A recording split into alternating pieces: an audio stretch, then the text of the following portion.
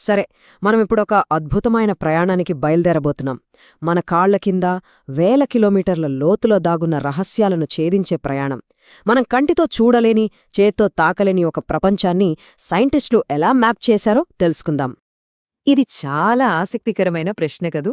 ఆలోచించండి, మనం ఏకంగా చంద్రుడిపైకి మనుషుల్ని పంపాం, కాని మన సొంత గ్రహం లోపలికి మనం తవ్వగలిగింది జస్ట్ 12 కిలోమీటర్లు మాత్రమే. మరి అలాంటప్పుడు 6000 కిలోమీటర్ల లోతులో ఉన్న భూమి కేంద్రకం గురించి మనకు తెలిసిన విషయాలన్నీ ఎలా తెలిసాయి? మనమక్కడికి వెళ్లనప్పుడు లోపల ఏముందో ఎలా కనిపెట్టాం? సో, ముందుగా ఈ అందని ప్రపంచం గురించి మాట్లాడుకుందాం. భూమి లోపలికి డైరెక్టుగా చూడటమనేది అసాధ్యం. అక్కడ ఉండే విపరీతమైన వేడి, ఊహకు కూడా అందని ప్రెషర్ వల్ల ఏ మెషీనిని కూడా లోపలికి పంపలేం. అందుకని సైంటిస్టులు ఒక ఇండైరెక్ట్ మార్గాన్ని కనుక్కోవాల్సొచ్చింది. మరే ఆ దారి ఏంటి? సైంటిస్టులు ఏం చేశారు? వాళ్ళు భూమి యొక్క సొంత హృదయ స్పందనను, అంటే భూకంపాలను వాడుకున్నారు. భూకంపం వచ్చినప్పుడు పుట్టే తరంగాలను ఒక ప్లానెటరీ స్కేల్ అల్ట్రాసౌండ్లా ఉపయోగించి లోపల ఎలా ఉందో ఒక చిత్రాన్ని గీశారన్మాట. సరే, ఇప్పుడు ఈ పరిశోధనలో మనకు దొరికిన ఆధారాల గురించి చూద్దాం.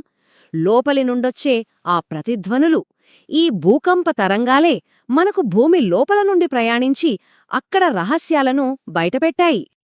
ఈ ఇన్వెస్టిగేషన్లో మనకు 2 డిటెక్టివ్లు హెల్ప్ చేస్తారన్నమాట. మొదటివి పీ-వేవ్స్. ఇవి చాలా ఫాస్ట్, ఘన, ద్రవ, వాయువు ఇలా అన్నిటిలోంచి దూసుకెళ్తాయి. ఇక రెండోవి ఎస్-వేవ్స్. ఇవి కొంచెం స్లో. కానీ ఇక్కడే ఉంది అసలు ట్విస్ట్.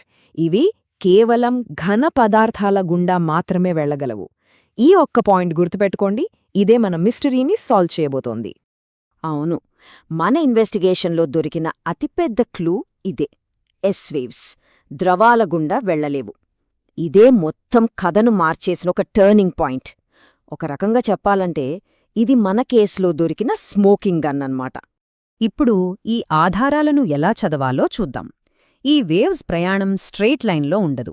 అవి భూమి లోపల వేర్వేరు సాంద్రత ఉన్న పొరల్లోకి వెళ్తున్నప్పుడు వాటి స్పీడ్ మారుతుంది. అవి బెండ్ అవుతాయి. ఈ మార్పులే మనకు లోపల వేర్వేరు బౌండరీలు ఉన్నాయని చెప్పే ఆధారాలు. సైంటిస్టులు ఈ బౌండరీస్ని డిస్కంటిన్యూటీ అంటారు. సింపుల్గా చెప్పాలంటే, లైట్ గాలిలోంచి నీళ్లలోకి వెళ్ళినప్పుడు ఎలా బెండ్ అవుతుందో, ఈ వేవ్స్ కూడా వేర్వేరు పొరల్లోకి వెళ్ళినప్పుడు వాటి స్పీడ్ మార్చుకుంటాయి, బెండ్ అవుతాయి.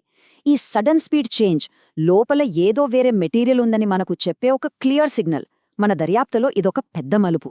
ఈ క్లూజ్ని అర్థం చేసుకుని మనకు ఈ మ్యాప్ని ఇచ్చిన గ్రేట్ సైంటిస్ట్ వీళ్ళని మనం ఆ డిటెక్టివ్లు అనొచ్చు. 1909లో ఆండ్రియా మొహరోవిచిక్ క్రస్ట్కి, మెంటిల్కి మధ్య బౌండరీని కనుగొన్నారు. తర్వాత 1912లో బెనో గుటెన్బర్గ్ ఇంకొంచెం లోపలికెళ్లి మ్యాంటిల్కి, ఔటర్ కోర్కి మధ్య ఉన్న సరిహద్దును కనిపెట్టారు. ఇక 1936లో ఇంజ్ లెమన్ అనే మహిళా శాస్త్రవేత్త ఒక నమ్మలేని విషయాన్ని కనుగొన్నారు. ఆ ద్రవంగా ఉండే ఔటర్ కోర్ లోపల గట్టిగా ఉండే ఇన్నర్ కోర్ ఉందని. అది చాలా పెద్ద బ్రేక్ త్రూ. సరే, ఇప్పుడు మనం ఈ మిస్టరీలో క్లైమాక్స్కి వచ్చేశాం. భూమి కోర్ వేసే ఆ నీడ గురించి తెలుసుకోబోతున్నాం. ఒక్కసారి ఆలోచించండి, మనం ఒక దర్యాప్తు చేస్తున్నప్పుడు ఒక ముఖ్యమైన ఆధారం ఉన్నట్లుండి మాయమైపోతే దానర్థమేంటి? సైంటిస్టులు గమనించింది సరిగ్గా ఇదే. భూకంపమొచ్చిన చోటు నుండి భూమి చుట్టూ 103 డిగ్రీల దూరం వెళ్లాక సడన్గా ఎస్-వేవ్స్ రికార్డవ్వట్లేదు. అవి కంప్లీట్గా మాయమైపోతున్నాయి. దీంతో భూమికి అవతలివైపు ఒక పెద్ద షాడో జోన్, అంటే ఒక నీడ ప్రాంతం ఏర్పడుతోంది. మరి ఆ ఎస్-వేవ్స్ ఏమయ్యాయి? ఎందుకు కనిపించట్లేదు? దానికి ఒకే ఒక సమాధానముంది. మనం ముందే చెప్పుకున్నాం కదా, అవి ద్రవాల గుండా వెళ్లలేవు.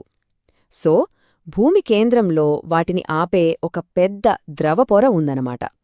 అదే భూమి యొక్క ఔటర్ కోర్. కరిగిన ఇనుము, నికెల్తో నిందిన ఒక మహాసముద్రం. అంతే, మిస్టరీ సాల్వ్డ్.